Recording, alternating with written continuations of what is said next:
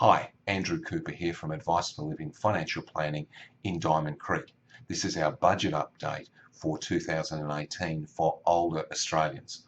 I've broken up my budget update this year into two separate videos, one for people that are still working and one for people who are older Australians, because the budget measures basically don't overlap all that much. So there are 6 points here for older Australians that I think will have some impact. There was a lot of stuff in the budget, but most of them will affect very few people and not a great deal and that sort of thing. So these are the 6 measures I think for older Australians that will be of interest. The first one is changes to the work test. At the moment, if you're over 65 and you want to make contributions to super, you need to be working you need to at least have worked 40 hours in a 30-day period, sometime during the financial year.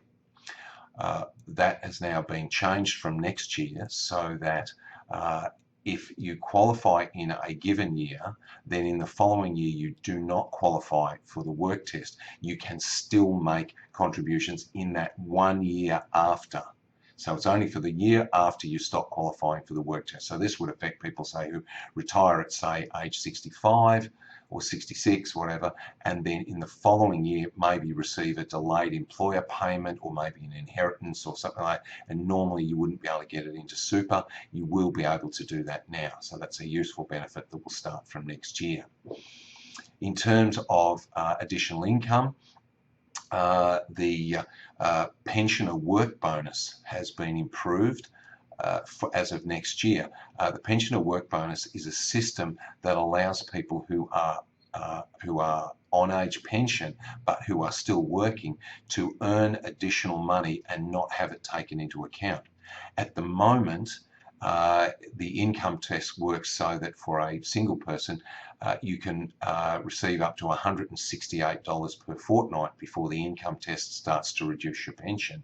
But if you are working, the pensioner work bonus allows you to earn up to $250 additionally, so on top of that $168, and not be affected by the income test. Now, as of next year, that will change from $250 up to $300. So $300 plus the $168 means you can earn up to $468 per fortnight and still get a full pension if you are assessed under the income test. If you're under the assets test, then it's a different story. But if you're on the income test, you can earn up to $468 if you're working and still get a full pension. The other change being made to it is that it now applies to self-employed people as well. So this could affect people who are retired tradies or people who do more manual work, particularly that sort of stuff, can do some work. And it just means you can earn more without having your pension affected, or alternatively, it means you just don't have to get paid in cash anymore. So that's additional income. Now, the third point relating to, and this relates again to additional income, is what's called the pensioner loan scheme. And that allows people who are on, at the moment, that allows people who are on the age pension to draw down a loan against the value of their home to top up their fortnightly age pension.